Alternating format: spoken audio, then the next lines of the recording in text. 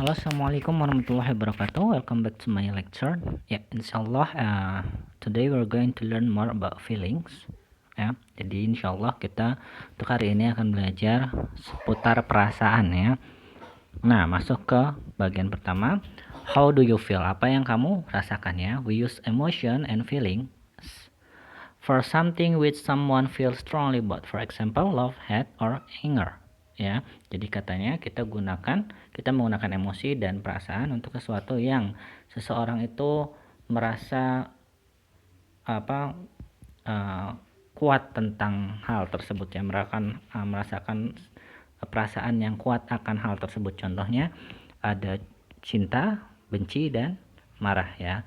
Emotion are part of our character ya. Jadi emosi itu bagian dari karakter kita. For example, contohnya Timo is a very emotional person ya. Jadi Timo itu orang yang sangat emosional ya.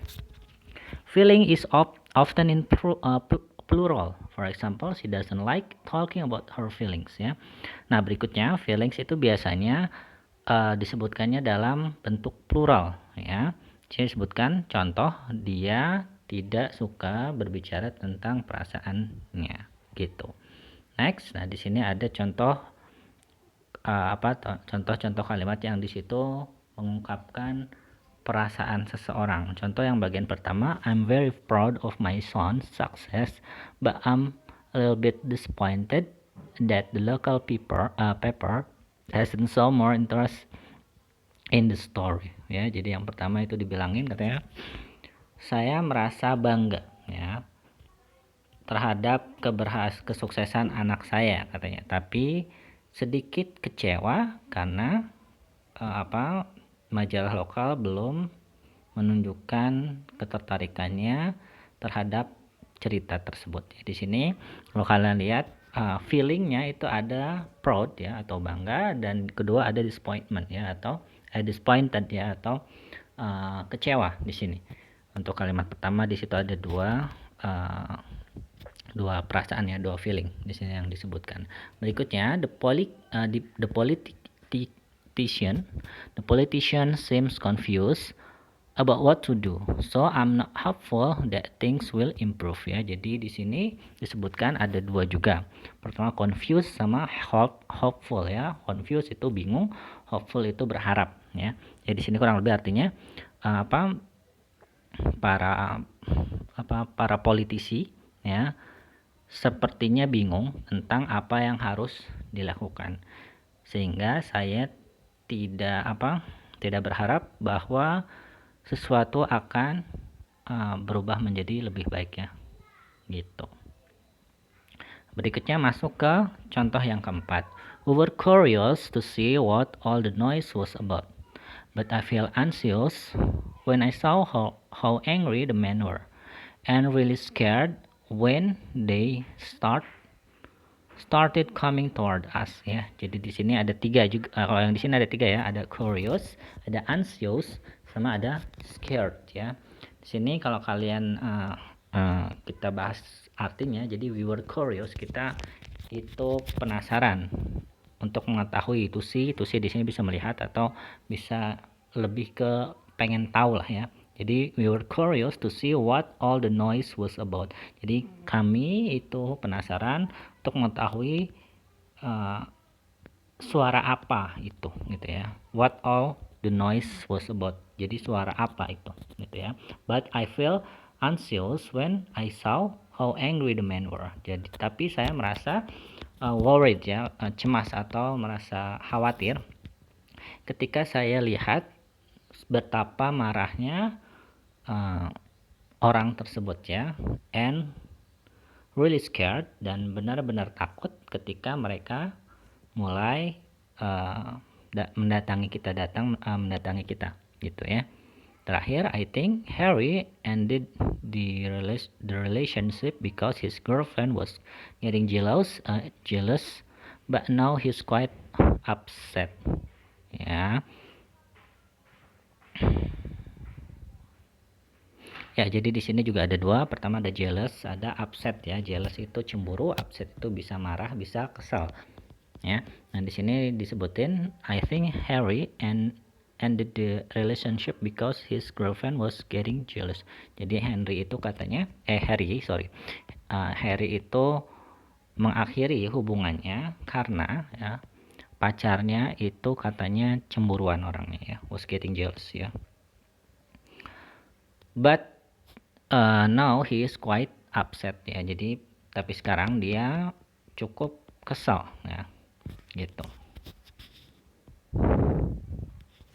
Ya, berikutnya di sini ada beberapa kata sifat yang menunjukkan perasaan ya. Di sana ada yang sebelumnya kita tadi sebutin, ada proud, ada jealous, ada curious ya. Jadi bangga, cemburu, penasaran, ingin tahu. Nah, ada juga dalam bentuk kata bendanya. Kalau ini kata sifatnya, di sini ada kata bendanya apa. Proud itu kata bendanya pride ya, atau kebanggaan, harga diri. Jealous itu cemburu, kata bendanya itu jealousy atau kecemburuan ya. Curious, penasaran, kata bendanya itu curiosity ya, rasa ingin tahu. Atau kalau kalian seperti yang mungkin kalian sering dengar ada peribahasa curiosity kill cat ya. Jadi rasa ingin tahu itu membunuh kucing. Ada juga idiom yang seperti itu ya. Jadi kurang lebih jangan banyak pengen tahu lah kalau misalkan kita ngomong-ngomong tentang idiom yang seperti itu ya. Iya, next. Nah, di sini juga ada yang lainnya ya. Ada disappointed, kecewa. Kata bendanya disappointment ya. Jadi kekecewaan ya. Confused, bingung. Ada confusion, kebingungan. Ada anxious atau khawatir, cemas. Ini salah tulis ya. Ada anxiety ya, kecemasan ya. Nah, next, the effect of the weather on our feeling. Jadi efek dari cuaca terhadap perasaan kita. Nah, jadi selain kondisi hubungan kita dengan orang lain, bisa jadi cuaca juga mempengaruhi kondisi hati kita ya, atau perasaan kita. Di sini dibilangin, why do people say they feel more cheerful when the sun shines ya. Jadi mengapa orang-orang berkata mereka merasa lebih bahagia ya ketika matahari bersinar cerah ya, and miserable when it's raining, dan merasa tidak senang ya ketika hujan gitu ya. Why do some people suffer from sad ya, seasonal affective disorder. Nah, di sad di sini bukan sedih, tapi di situ singkatan dari seasonal affective disorder ya. Jadi why do some people suffer from sad. Jadi mengapa beberapa orang menderita dari sad tadi, seasonal affective disorder ya, which make them feel depressed during long dark winter, yang mana membuat mereka merasa depresi ya selama musim dingin yang panjang dan gelap gitu ya. Can the weather really affect our mood ya. Jadi bisakah cuaca itu benar-benar mempengaruhi perasaan kita, or is it just in our imagination? Ataukah ini semua hanya di benak kita atau di pikiran kita? Kalau misalkan ngomongin tentang cuaca dan perasaan, seperti kita juga ya, kalau misalkan kita ada di cuaca yang dingin, contoh saya sendiri, kalau misalkan cuacanya lagi dingin banget, memang tubuh itu rasanya males gitu ya. Itu mungkin bisa juga mempengaruhi feeling kita ya. Perasaannya agak males, pengennya berbaring terus di tempat tidur, mungkin minum minuman yang hangat ya. Kalian juga mungkin merasakan sama. Beda dengan kalau misalkan ada cuaca yang cerah. Memang kalau misalkan cuaca yang cerah, kita buka jendela gitu, pagi-pagi buka jendela, ternyata cuacanya memang cerah, itu efek juga ke kita ya. Kita ngerasanya pengen melakukan sesuatu gitu. Jadi mungkin bisa jadi ya memang cuaca itu mempengaruhi perasaan kita ya. Next ya, selain dari cuaca ya, ternyata di sini juga disebutin the effect of color on our emotion. Jadi ternyata warna juga mempengaruhi emosi kita ya. Di sini bilang color can have an effect on our mood, but how do specific color related to our emotion ya. Jadi katanya warna itu bisa mempengaruhi mood kita ya, atau perasaan kita, suasana hati lah, mood tuh suasana hati kita. Tapi bagaimana secara spesifik warna itu bisa mempengaruhi atau berpengaruh terhadap emosi kita ya. Nah, jadi pertama di sini disebutin red can make us feel energetic ya, but it can also indicate anger ya. Jadi warna merah itu bisa membuat kita lebih berenergi katanya. Energetic itu pokoknya semangat lah melakukan banyak hal ya, berenergi gitu. Energik ya. Tapi juga bisa menggambarkan kemarahan ya. Itu untuk warna merah. Green yeah, is associated with nature and is good for people suffering from stress. Nah, kalau warna hijau itu biasanya dihubungkannya dengan alam ya, dan katanya bagus untuk orang-orang yang menderita stres gitu ya. Berikutnya pink, uh, though softer and more about maternal love and caring for people. Jadi kalau pink itu katanya lebih ke kasih sayang orang tua, dan dia itu tentang caring for people atau um, menjaga atau memelihara sama orang lain ya, atau ya itulah berbuat baik sama orang lain gitulah ya. Jadi kurang lebih tentang cinta lah. Cintanya cuman bukan cinta yang nafsu, cuman lebih ke cinta orang tua ke anaknya gitu yang pink katanya. Nah, blue is relaxing and help us to be creative ya. Jadi katanya biru itu untuk membuat kita merasa lebih relaks ya badannya, perasaannya, dan membantu kita untuk lebih kreatif katanya. Tapi but too much dark blue can make us depressed ya. Jadi kalau kebanyakan warna hitamnya atau biru tua itu bisa juga membuat kita depresi katanya gitu.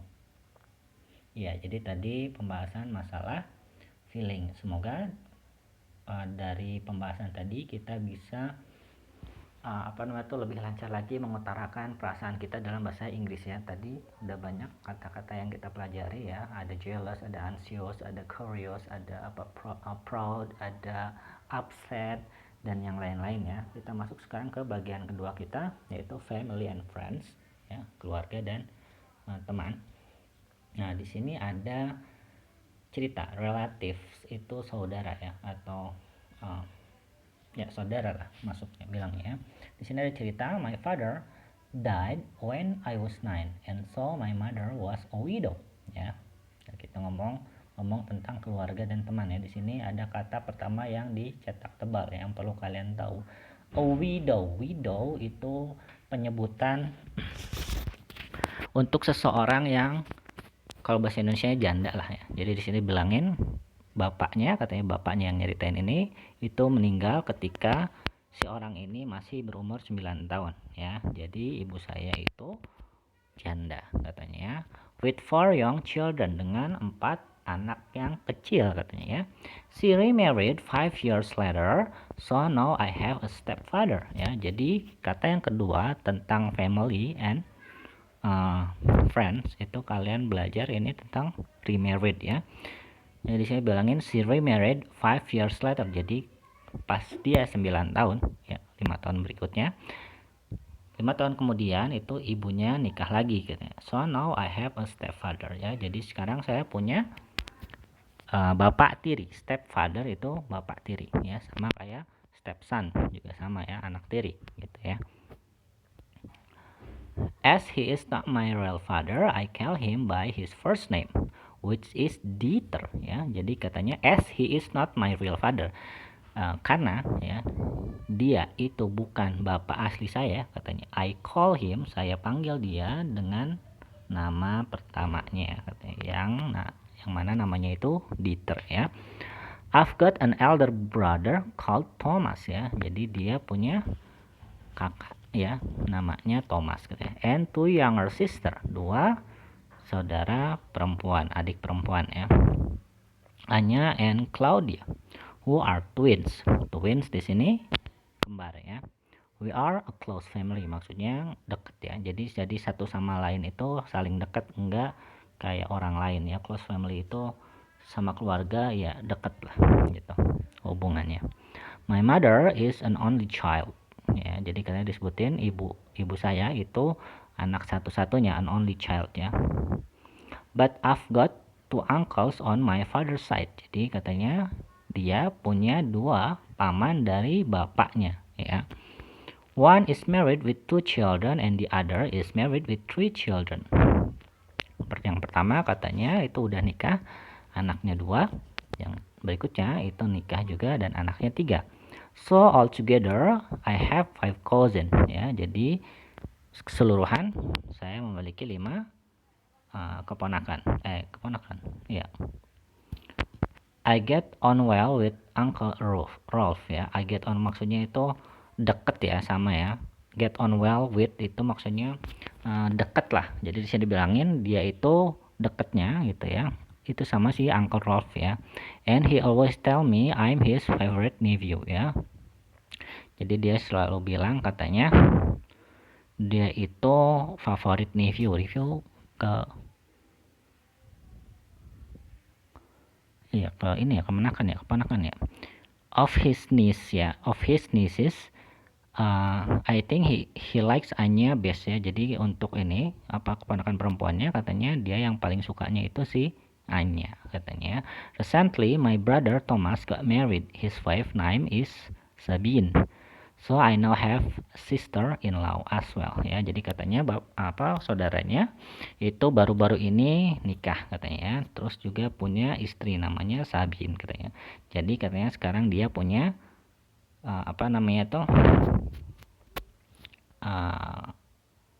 kakak ipar ya. Gitu. Sister-in-law. Jadi kalau ada in-law itu artinya ipar ya. Jadi mau sister-in-law, son-in-law, father-in-law itu kalau father-in-law itu bukan menantu, bapaknya suami kalau mungkin buat kalian ya gitu. Jadi kalau misalnya ada in-law itu maksudnya ya dari pihak ininya ya. Jadi saudara tapi dalam dalam aturan pernikahan gitu.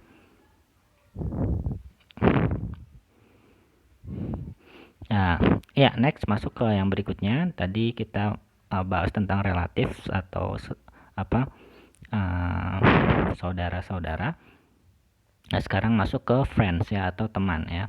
Dan di sini disebutin ada cerita lagi. My best friend is Florian ya, an old school friend. Jadi katanya dia punya teman baik namanya Florian. An old school friend itu maksudnya teman dari sekolahnya ya. Jadi kenalnya dulu pas di sekolah ya. We got to know each other when we were in the same class at school ya. Jadi katanya we got to know each other itu maksudnya kenal satu sama lain ya. Jadi kita tahu satu sama lain ketika kita itu berada di kelas yang sama di sekolah katanya ya. We have been mates ever since ya. Jadi di sini mates itu teman dekat lah ya. Jadi kita telah menjadi teman baik atau teman dekat sejak itu katanya. And our friendship is very important to both of us. Dan pertemanan kita itu persahabatan kita itu sangat penting untuk kita berdua ya. He spends a lot of time with my family and his current girlfriend is actually one of Thomas' ex-girlfriend.